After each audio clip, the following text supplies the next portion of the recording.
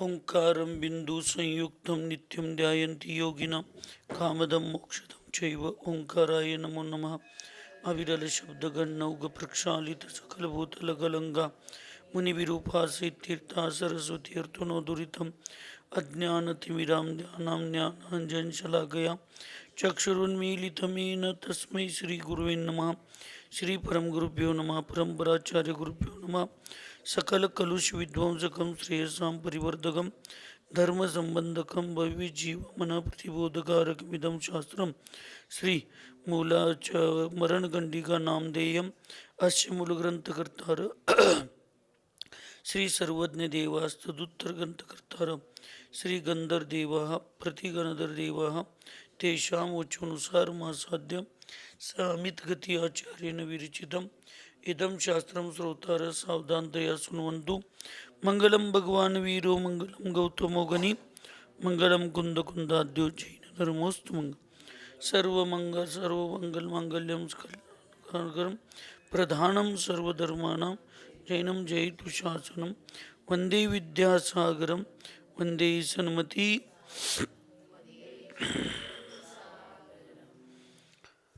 सिद्धाननत्वार्धादिच चतुर्धाराधनाफलं क्रमेणां ध्रुवं वश्ये स्वस्वरूपोपलब्धये।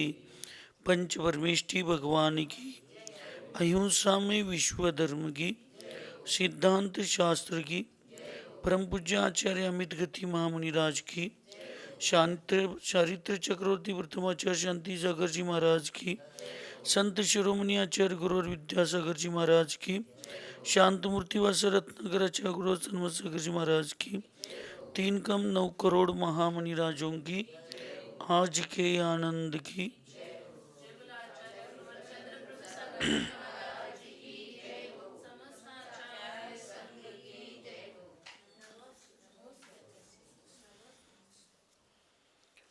आचार्य भगवंत अमित गति महामुनिराज मरण कंडिका इस महान ग्रंथ में पूर्व सत्र में चर्चा करते समय शरीर का त्याग करने में जो समुत्सुक मुनिराज होते हैं, ऐसे मुनिराज द्रव्य स्थिति का त्याग कर भाव स्थिति का आश्रय लेते हैं। उनको लेना चाहिए और शुद्ध चारित्र में चेष्टा अर्थात क्रिया परिणाम को लगाना चाहिए, ऐसे यहाँ पे बता रहे। आज बता रहे हैं द्रव्य भाव स्मृति ज्ञाना संतुत्तर पदोत्यथा नैयष्टोद प्रशंसन्ति पदमूर्ध्वम् इयासवः।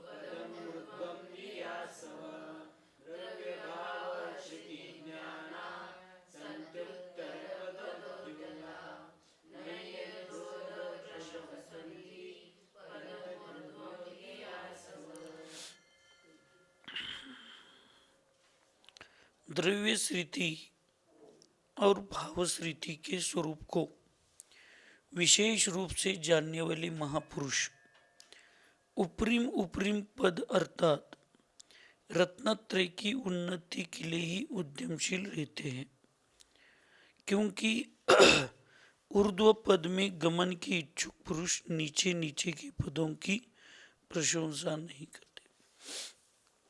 द्रव्य स्थिति यानी भाव स्थिति, इन दोनों के स्वरूप को विशेष रूप से जानकर या जानने वाले जो महामुनिराज अर्थात महापुरुष होते हैं, उपरिम उपरिम पद अर्थात हर समय परिणामों में ऊपर ऊपर की सोचते हैं। यानी जो आज मेरे पास अभी है उससे अच्छा अगले समय में, अगले क्षण में, अगले अंतर्मुहूर्त में मेरे परिणाम कैसे होंगे,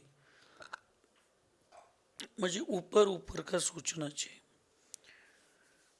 व्यक्ति को गुणों के प्रति अपनों से बड़ों की तरफ देखना चाहिए और धन संपत्ति की अपेक्षा अपने से छोटों की तरफ देखना चाहिए।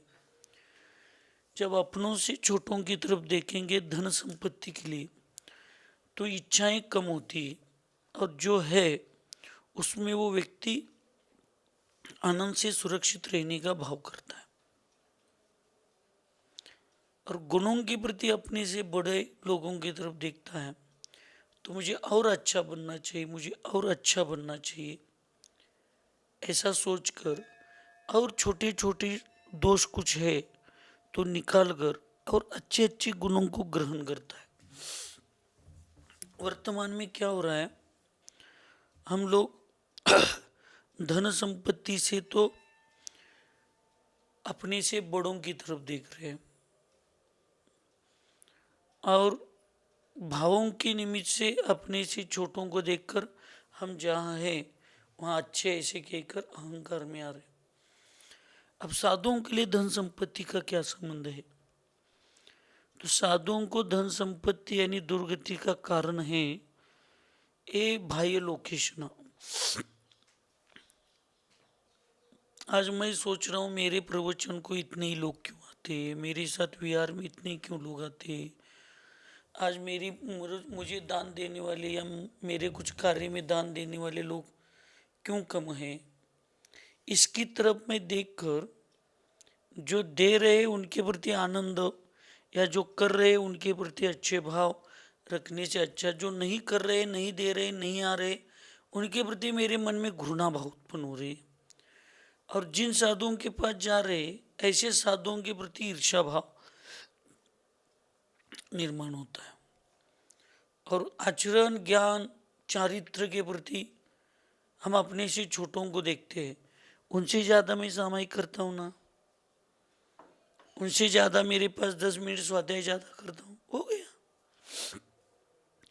लेकिन वास्तविक स्वाध्याय, चारित्र, आचरण, परिणामों की शुद्धि के लिए अपने से बड़ों की तरफ यानी अपने से जो गुणवान है, मुझे ये समझ में नहीं आ रहा हम आचार्य शांति सागर महाराज, आचार्य शांति सागर महाराज जी के प्रति इतना बोलते, इतना पूजा करते, उत्साहित होते हैं, या उनके प्रति आवेश में आते हैं। लेकिन आचार्य शांति सागर महाराज जी स्वयं कहते हैं कि 3 कम 9 करोड़ में शायद मेरा नंबर अंत वाला है। मेरा नंबर, जब इतने बड़े साधक स्वयं को इतना छोटा समझकर और बढ़ने की इच्छा कर रहे हैं, तो उनकी अपेक्षा से तो हम 10% भी नहीं है, और हम स्वयं स्वयं को इतना बड़ा क्यों मानते हैं वर्तमान में? शांति सागर महाराज जी का, आचार्य जी का नाम लेने से चलेगा क्या? उनके जैसे भाव परिणाम करने के हम क्यों नहीं सोचते? हम कहते हैं कम से कम 3 कम 9 करोड़ में छोड़ दो, जिस संघ में, जिस ग्रुप में जहाँ हम रह रहे सामुदायिक से, उसमें तो सब कम से कम सबको छोटा, सबसे छोटा समझो, तो क्यों हो जाएगा हमारे हमारे बीच में परिणामों की स्खलनता, विकल्प क्यों आ जाएंगे? बड़े तो छोटे जैसे समझेंगे, लेकिन छोटे जब बड़े जैसे स्वयं को समझेंगे तो कैसे होगा? इसलिए परिणामों के माध्यम से स्वयं को ऊपर ऊपर जाने की सोचना चाहिए कि और मेरे परिणाम विशुद्ध कैसे हो जाएंगे, और मेरे परिणाम विशुद्ध कैसे हो जाएंगे। और द्रव्य स्थिति के बारे में सोचना चाहिए कि और कुछ सूक्ष्म द्रव्य स्थिति मेरे पास रूही के बचे क्या, उसको मैं सूक्ष्म भी मेरे पास द्रव्य स्थिति नहीं होनी चाहिए, सूक्ष्म भी मेरे पास कोई बाह्य परिग्रह विकल्प, अंतरंग विकल्प परिग्रह मेरे पास नहीं होना। सूक्ष्म से सूक्ष्म चीज भी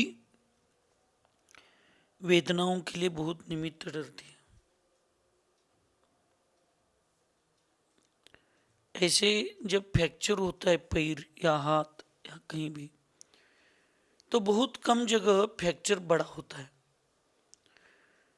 ज़्यादातर जो फ्रैक्चर होते हैं वो हाड़ों पर, क्या कहते हैं उसमें, हड्डियों पर, बिल्कुल बाल जैसे क्रैचेस होते,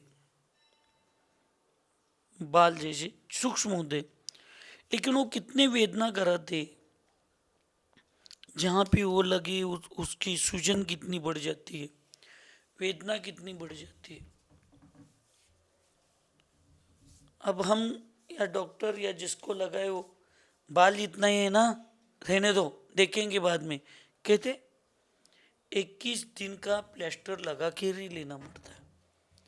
क्योंकि अब शरीर के हड्डियों में बाल इतना क्रैश, फ्रैक्चर अगर इतना वेदना को निमित्त होता है, तो अंतरंग में परिणामों में सूक्ष्म भी शल्य, विकल,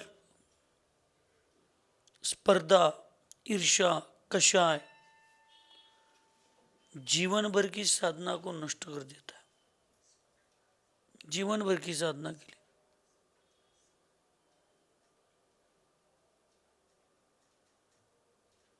इसलिए यहाँ पे बता रहे हैं कि उपरिम उपरिम पद यानी परिणामों का पद, विशुद्धि का पद, चिंतन का पद, धर्म ध्यान के विचार ऊपर ऊपर के यानी यहाँ ऊपर ऊपर के यानी ऊपर ऊपर का करते ऐसे नहीं लेना।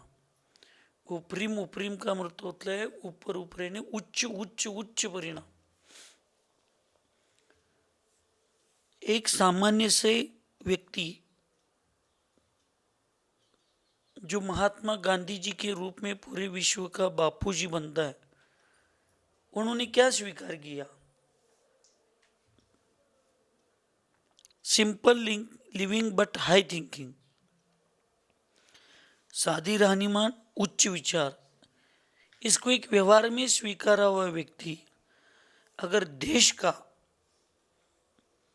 या विश्व का बापूजी बन सकता है, उसको महात्मा ये पद मिल सकता है, तो मोक्ष मार्ग में जीने वाला व्यक्ति ऊपर ऊपर यानी उच्च विचार करके इन परिग्रह आदि के प्रति छोटा विचार करके छोड़ देगा, सिंपल रहने की कोशिश करेगा और विचारों में उच्चता विशुद्धता लाएगा, तो सामान्य व्यक्ति महात्मा बन सकता है, तो साधु परमात्मा नहीं बन सकता क्या?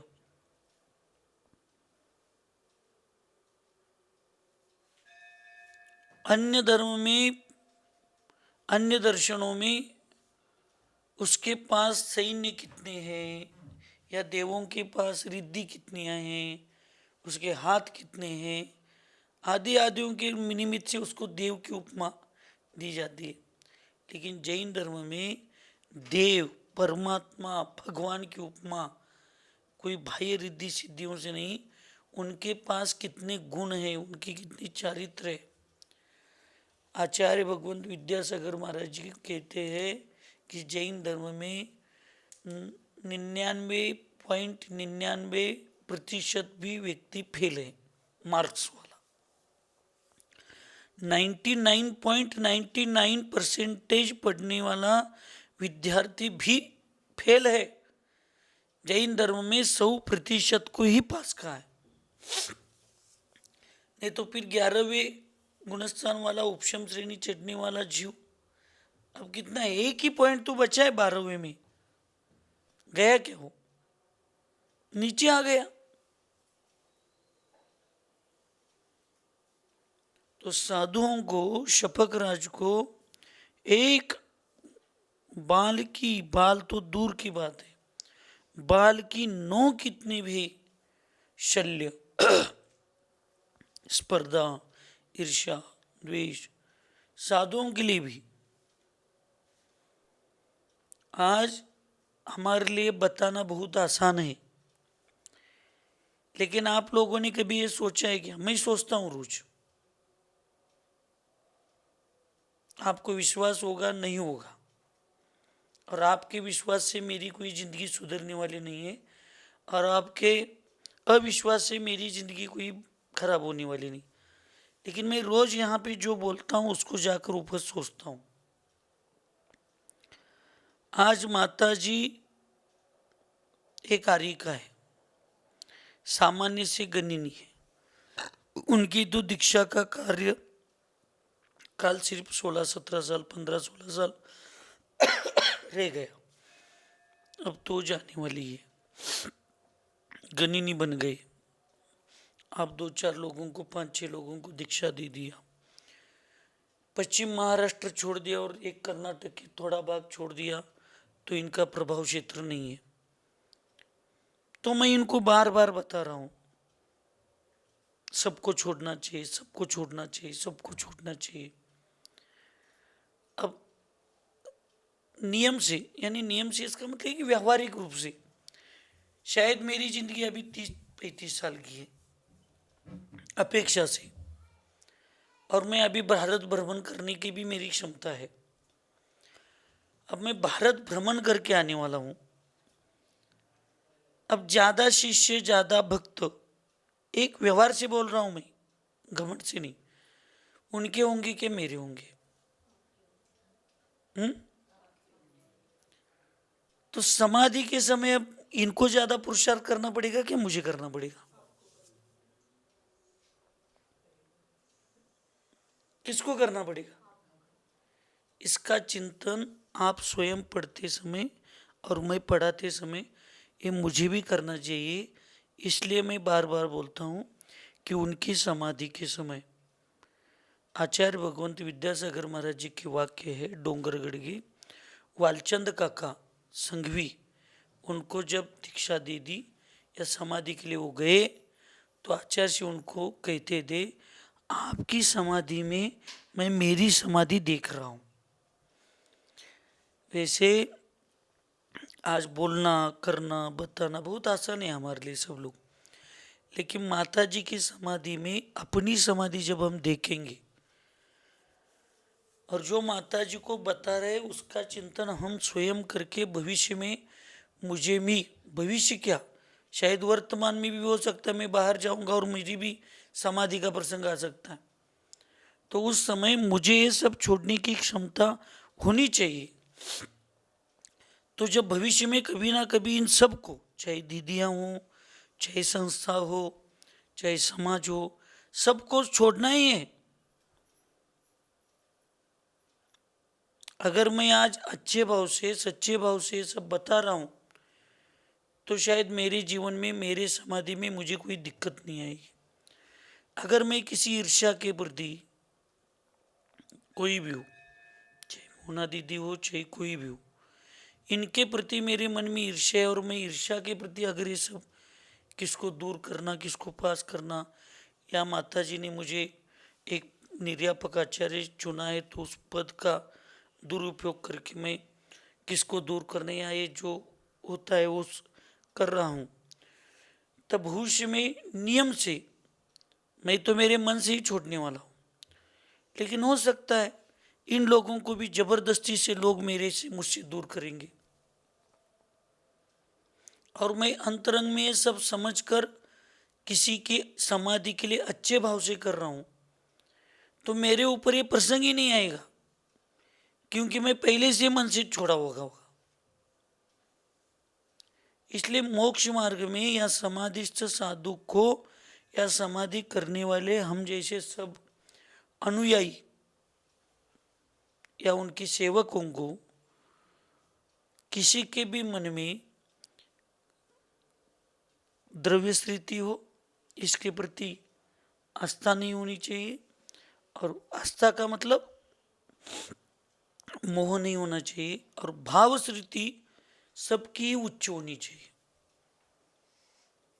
सब प्रसंग होते, किसी के जीवन में कुछ नहीं हुए ऐसा नहीं है, सबके जीवन में, सब समाधिस्थ साधुओं के जीवन में कभी कभी ऐसे परिणाम आते हैं तभी तो भगवती आराधना में कहा कि कभी कभी शपकराज उठ के निर्यापकाचार्य को भी दो मारता है, आए उधर। तो निर्यापकाचार्य को कभी ये नहीं सोचना चाहिए कि इसके लिए मैं इतना कर रहा हूं, अरे मुझे ही मार रहे। तो परिस्थिति को समझकर जब ठंडे होते हैं तो उनको समझाना चाहिए, और शपक राज को भी ये समझना चाहिए कि निर्यापकाचार्य मेरे लिए सब कर रहे, उनको क्या जरूरत है। तो अपेक्षा से मैं यहाँ निरापकाचार्य हूँ,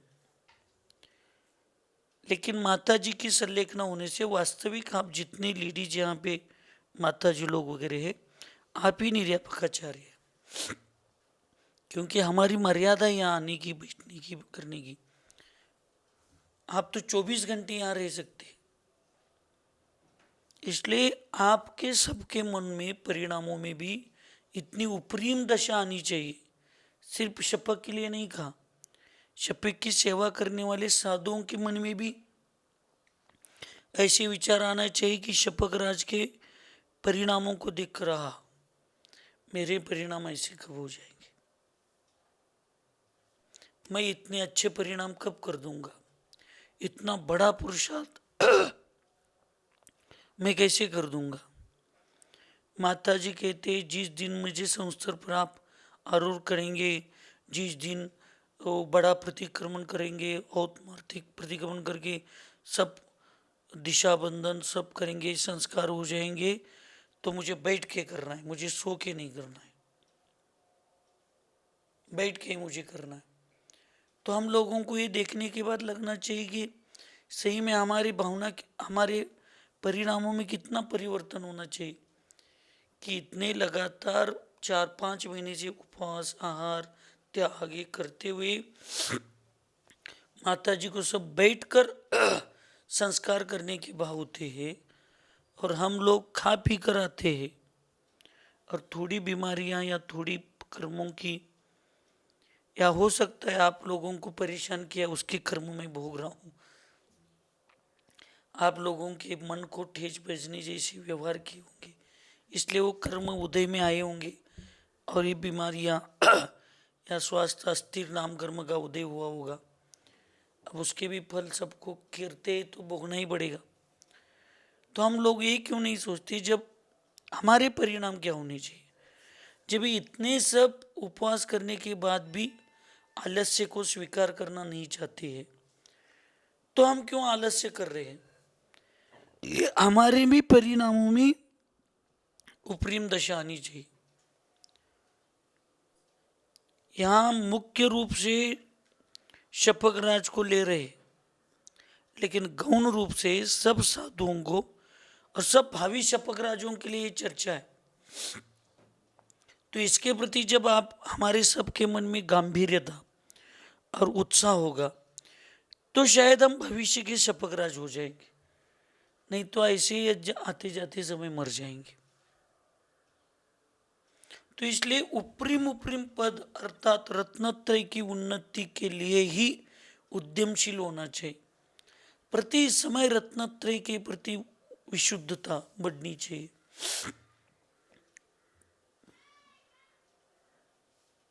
स्थिर रहनी नहीं चाहिए, उत्कृष्टता बढ़नी चाहिए। वर्धमान अवधि ज्ञान क्या होता है, अवधि ज्ञान वर्धमान, हीयमान और वर्धमान ऐसे दो है। तो वर्धमान का क्या क्या बताया आगम में कि प्रति समय उसकी विशुद्धि में अवधि ज्ञान की विशुद्धि में क्या वर्धित होता है, बढ़ता जाता है। वैसे यहाँ परिणामों की विशुद्धि प्रति समय बढ़नी चाहिए। बाह्य निमित्त कैसे भी मिले, अंतरंग निमित्त सुरक्षित होना चाहिए। बहिरंग निमित्त हमारे हाथ में नहीं है, वो तो हमारे पूर्व के किए हुए कर्मों पर आधारित है। लेकिन वर्तमान निमित्त तो, अंतरंग निमित्त तो वर्तमान परिणामों के हाथ में, वर्तमान के हमारे पर्याय में। पंचम काल में जन्म लेते समय मिथ्यात्व के साथ जन्म लेना, ये वर्तमान का कोई हमारा काम नहीं है, ये तो पूर्व भोग के है। लेकिन मरते समय तो कम से कम मिथ्यात्व में नहीं मरना, ये किस कब का पुरुषार्थ है। इसलिए आचार्य ने कहा था वर्तमान में कीचड़ में जन्म लिया है, ये तो पूर्व भोग का फल है। लेकिन वर्तमान में कीचड़ में ही मरोगे तो ये तुम्हारा दोष है वर्तमान का। जन्म तो होने दो मिथ्यात्व में, कोई विकल्प नहीं, लेकिन मरण तो सम्यक्त्व के साथ रत्नत्रय के साथ कम से कम होना चाहिए।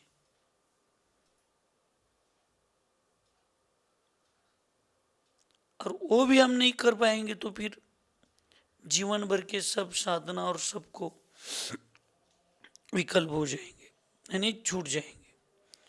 इसलिए रत्नत्रय की उन्नति के लिए ही उद्यमशील रहते हैं, क्योंकि ऊर्ध्व पद में गमन के इच्छुक पुरुष नीचे नीचे के पदों की प्रशंसा नहीं करते। ऊर्ध्व पद के गमन करने की इच्छुक पुरुष नीचे के पदों की प्रशंसा नहीं करते। इसलिए पुरुषार्थ सिद्धि उपयोग शास्त्र में कहा, साधु को कभी भी उपदेश देना है तो सबसे पहले रत्नत्रय का उपदेश देना। अगर वो उसमें पास कैपेसिटी नहीं है, सामर्थ्य नहीं है, तो अनुव्रतों का उपदेश देना। फिर उसके बाद अनुव्रतों का भी नहीं है तो सामान्य जो जैनों के व्रत है उसके नीचे नहीं जाना, नहीं तो फिर प्रायश्चित है। वैसे जो ऊपर के विचार गमन करने का जो सोचता है ना, वो नीचे नहीं सोचता, नीचे उनके पदों के प्रति प्रशंसा नहीं करता। इस वाक्य को अच्छे तरह से शपकराज को भी समझ के लेना चाहिए, निर्यापकाचार्य को भी समझ के लेना चाहिए और आप लोगों को भी समझ। इसलिए तो आचार्य जी कहते हैं, असंयमियों से के प्रति जब राग भाव बढ़ता है तो नियम से संयम के प्रति दूर जाने के परिणाम होते। हमने सिर्फ समाज के लिए लगा के ले लिया क्या, साधर्मियों से विसंवाद और विधर्मियों से संवाद ही जैन धर्म के पतन का कारण है। यह हमने समाज को समझाने के लिए लिया, लेकिन कभी महावृत्तियों ने ये समझ के लिए लिया क्या, मुझे पकड़ कर मैं बोल रहा हूं कि मेरा संवाद अगर मुझसे निचले पद वाले, यानी मैं आचार्य हूं, इसका मतलब मुनियों के प्रति नहीं, मैं साधु हूं, आचार्य उपाधि एक उपाधि है, ये सब छोड़ना है, साधु ही हूं। मेरा कितना समय साधुओं के साथ चल रहा है और मेरा कितना समय असंयमियों के साथ बीत रहा है। मेरी संगति मुझसे मेरे लेवल के या मेरे लेवल से उच्च लोगों के साथ कितनी चल रही है, समझ रहे क्या दोनों। इसलिए तो परिणाम ऐसे होते मालवन जाने के, कालवन खाने के लिए। अपने से बड़ों के प्रति जब हमारी संगति या उनके साथ रहने के भाव होंगे तो हमारे विचार बड़े बड़े हो जाएंगे। हमसे छोटे या हमारे बरोबर वालों के साथ रहने के विचार हो जाएंगे तो हम बिल्कुल छोटे हो जाएंगे। इसलिए अपने से उच्च विचार वालों की संगति में रहना चाहिए। इसलिए साधुओं को ज्यादातर संयमों के साथ ही समय बिताना चाहिए, आपस में संयमों के साथ ही चर्चा, संयमों के साथ ही। इसलिए असंयम के साथ जितना ज़्यादा हमारा व्यवहार हो जाएगा, आज ये सब समझ में आ रहा है तो हम कहते हैं हमारी 15 साल बेकार चले गए।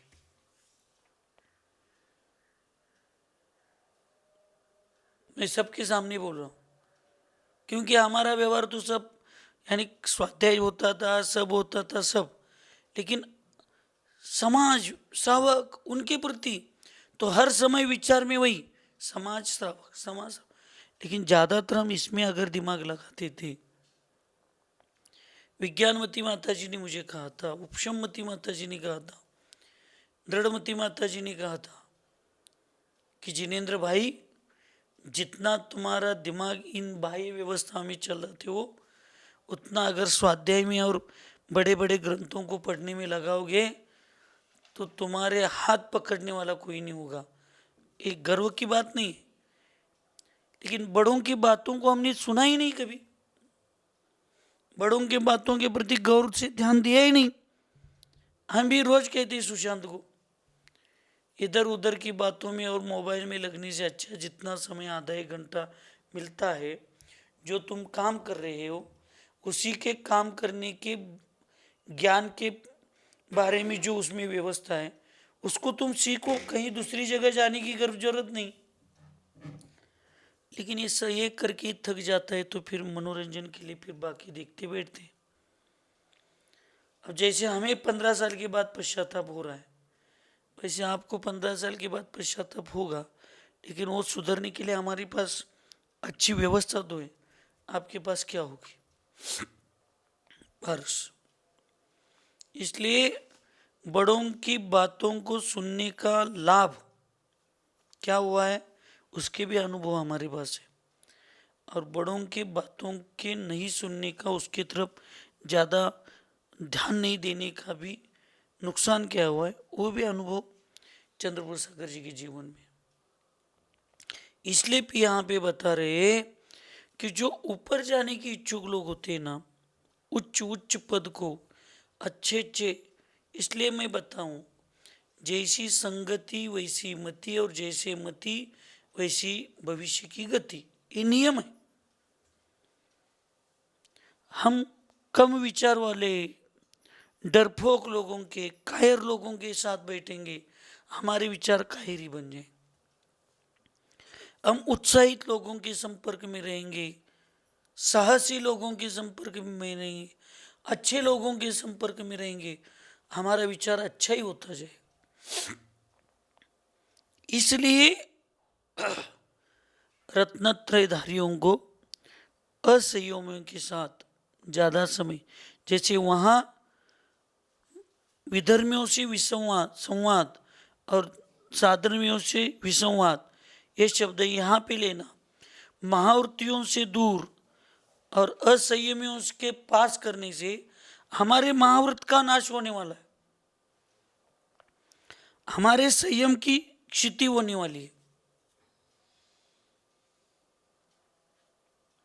और इसी विचारों को लेकर निर्यापकाचार्य शपक राज के पास संयमों के साथ, इसलिए आगामी जो काम मैं मेरे लिए नहीं कर सकता, जो कार्य मैं मेरे लिए नहीं कर सकता, वो सब कार्य शपक राज की सेवा में करने के लिए मुनि महाराजों को परमिशन है। इसलिए तो 48 मुनि महाराज गए वहां पे अच्छी समाधि के लिए। क्यों? इतने 48,000 समाज है, भक्त है, सेवक है, मुनि क्यों चाहिए तुम्हें? तो उसका कारण ये है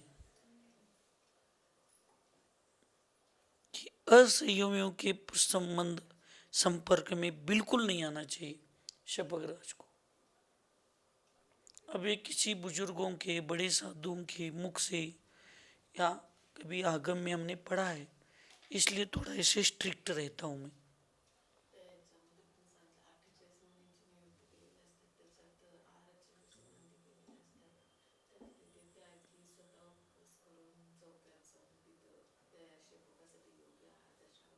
अब उसका अर्थ मैं एकदम से ये नहीं कहूँगा कि साधु स्वयं बनाता है, ऐसा मैं नहीं लगा सकता, लेकिन जो बना हुआ है उसको शोधन करके स्वयं लेकर आएगा और सब कर देगा। तो इसलिए इन आगम पर विश्वास होना चाहिए।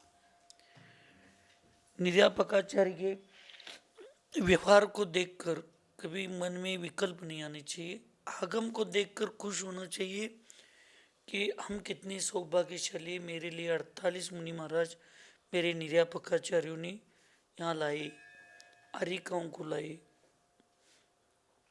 कम से कम अनुवृत्ति तो होनी चाहिए। ये सब आगम की बातें हैं। फिर जैसी संगति में हम रहेंगे वैसे ही विचार हमारे हो जाएंगे, वैसे ही। इसलिए उच्च सोचने वालों को उच्च लोगों से की ही संगति में रहना चाहिए, इसको ध्यान में रखिए। हमारे कुछ काल व्यतीत गया, व्यर्थ गए, हमें लगता है हमारे किसी भी मुनि महाराज जी का एक समय भी व्यर्थ नहीं जाना चाहिए। इसलिए हर चीज़ में हम आपको सबको थोड़ा समय समय पे बोलते हैं, टोकते हैं। अब आप लोगों को अच्छा लगता है, बुरा लगता है, कुछ मालूम नहीं है, लेकिन हम लोग कितने अच्छे हैं इसका मैं कभी विचार नहीं करता। हमारी कितनी गलतियां हुई है इसको मैं हर समय ध्यान रखता हूँ। और जो मेरी गलतियां हैं, मेरे कोई अच्छे गुण आपके पास हो या ना हो, इससे कोई नुकसान नहीं, लेकिन जो गलतियां हमने की है वो कोई नहीं करना चाहिए। इसलिए मैं थोड़ा गुणों की तरफ दूसरों की ध्यान देने से अच्छा गलतियों की तरफ ध्यान देकर उनको सुरक्षित करने का प्रयास करते। इससे ज़्यादा कोई हमारे मन में अलग गलत भाव नहीं होते। द्रव्य स्थिति और भाव स्थिति के क्या लक्षण है और उपरिम पद के लिए उद्यमशीलता आदि का क्या अभिप्राय है? तो यहाँ उत्तर देते हैं, जैसे सीढ़ी या नसैनी ऊपर चढ़ने का साधन है और ऊपर पहुंच जाना उसका फल है, उसी प्रकार द्रव्य स्थिति रूप शरीर, आहार एवं पीछी कमंडलों आदि साधन है और भावश्रीति रूप रत्नत्रय की विशुद्धता साध्य। देखो, साधन में शरीर को भी ले लिया, पीछी को भी ले लिया, कमंडल को भी ले लिया, और कल शायद कल या परसों हमने यही बताया था, ये सब साधन रूप है। इसका उपयोग करना चाहिए। मैं क्या बोल रहा हूँ समझ के आ रहे क्या? देखिए, उसका उपयोग करके लेना चाहिए, उसमें उपयोग नहीं लगाना चाहिए।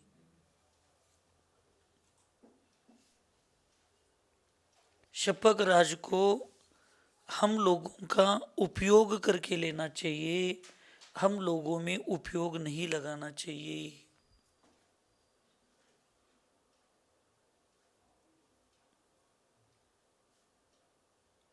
लेकिन हम आपका उपयोग करके नहीं लेना चाहिए, आप में उपयोग हमारा लगना चाहिए।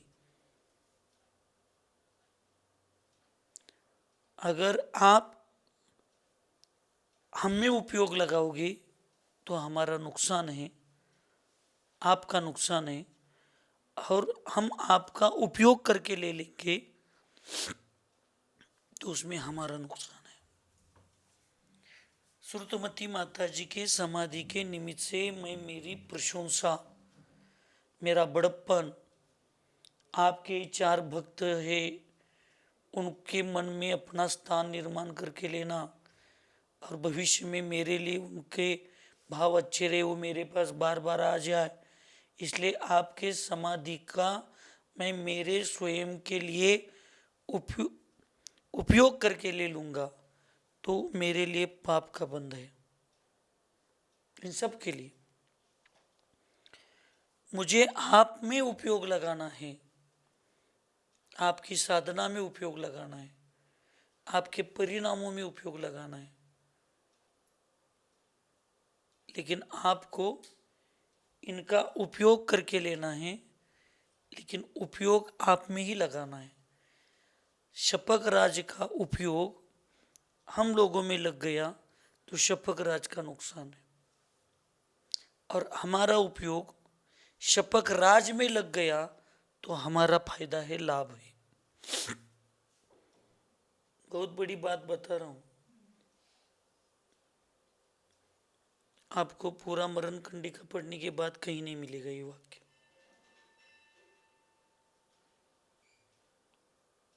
इसलिए निर्यापकाचार्य शपक राज के उपयोग को अस्थिर देखने के बाद उनके पास कोई उपाय ही नहीं रहता समझाने के, समझने के, समझाने के बाद नहीं समझे तो डांटने के, डांट कर भी नहीं समझाए तो मारने का भी अधिकार आगम में दिया है।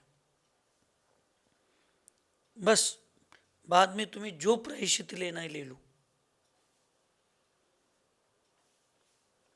लेकिन आज तुम्हें उनके परिणामों को, उपयोग को इधर उधर होने के लिए बिल्कुल नहीं देना है।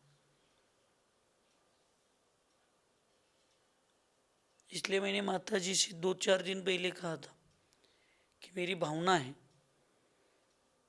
कि जो 15-16 साल, जो भी 17-18 साल हमने जीवन जिया इस मार्ग में।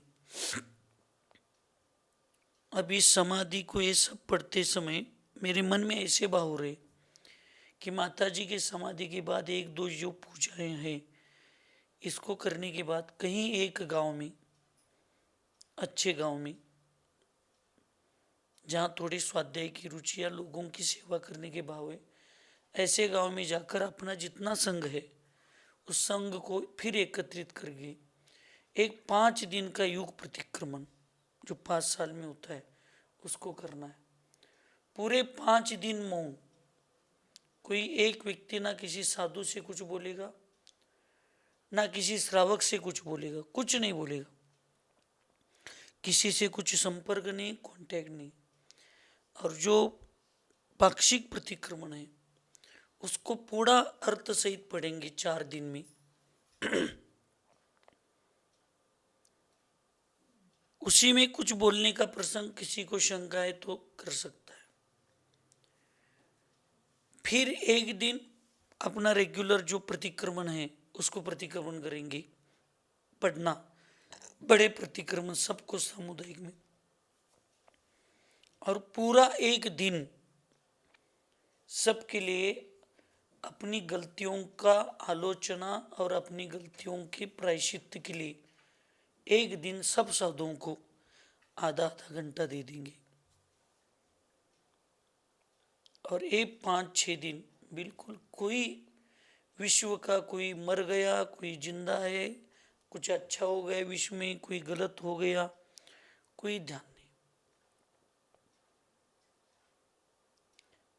ऐसे करना है जिससे फिर हो सकता है हमारे आपके व्यवहार से शपक को, समाज को, किसी को अगर मन को ठेस पहुंची हो तो उसका प्रतिक्रमण होगा, या अपने जीवन काल में अभी ऐसा। और हर 5 साल में कम से कम एक बार तो इसको लेना चाहिए। आपके पास कितने गुण हैं इससे कोई संबंध नहीं है, दुर्गुण कितने कम हैं उस पर उन्नति फिक्स होती है। इसलिए गुणों को प्राप्त करने से अच्छा दुर्गुणों का त्याग करते जाएंगे तो अपने आप गुण बढ़ते जाएंगे। इसलिए यहाँ पे बता रहे हैं कि जैसी नसैनी ऊपर चढ़ने का साधन है, सीढ़ी, और ऊपर पहुंचना उसका फल है, वैसे द्रव्य सृति, रूप, शरीर, आहार एवं पीची, कमंडलू आदि साधन है। और उसका आधार लेकर परिणामों की विशुद्धि बढ़ाकर रत्नत्रय की विशुद्धता बढ़ना ये साध्य है। इसलिए आचार्य जी कहते हैं साधन नहीं, साधना आवश्यक, मात्रा बढ़ाओ। हम साधनों की, इस साधन के चक्कर में ही पड़े और साधना भूल रहे। इसलिए साधन का उपयोग करके लेना चाहिए और साध्य में उपयोग लगाना चाहिए। इस चीज को हम भूल रहे। हमारा उपयोग भी साधन में है और साधन का उपयोग करने में हम लगे और हमारा उपयोग भी उसमें ही लगा रहे। इसलिए साध्य की तरफ हमारा ध्यान बहुत कम जा रहा है।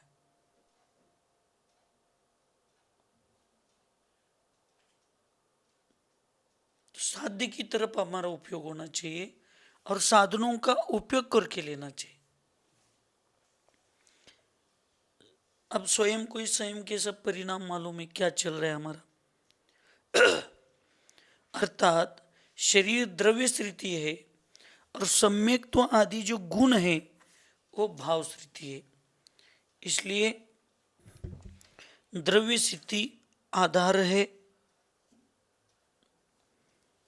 भाव स्थिति आधेय अथवा साध्य। द्रव्य स्थिति साधन है, भाव स्थिति साध्य है। साधन को आधारभूत समझकर साध्य को स्वीकार ग्रहण करके साध्य को प्राप्त करने की तरफ हमारा लक्ष्य ध्यान उद्देश्य होना चाहिए। इसलिए ये सब साधन है और समाधि साध्य है। धीरे धीरे सब साधनों का त्याग करते करते जितना साधन का त्याग होगा उतना साध्य के पास जाना होगा। जितना भार हम कम करेंगे उतना वो ऊपर ऊपर चला जाता है। वैसे जितने साधनों का हम अंतरंग से त्याग करते जाएंगे उतने साध्य के पास हम पहुंच रहे। तो साध्य के पास पहुंचने के लिए हमारे लिए साधन भी कभी कभी रुकावट बन सकते हैं। इसको छोड़ना ही पड़ेगा। ममत्व भाव, ऐसा पुरुषार्थ आपको हमें सब जीवों में आ जाए। सबकी रत्नत्रय की साधना अच्छी बनी और रत्नत्रय का फल समाधि और समाधि का फल भविष्य में मोक्ष निर्वाण सबको प्राप्त हो जाए। इसी मंगलमय भावना के साथ सुखी रहे सब जीव जगत में। कोई कभी न घबरावे, वैर पाप अभिमान छोड़ जग, नित्य नए मंगल गावे। ओम नमः। सबको क्षमा, सबसे क्षमा।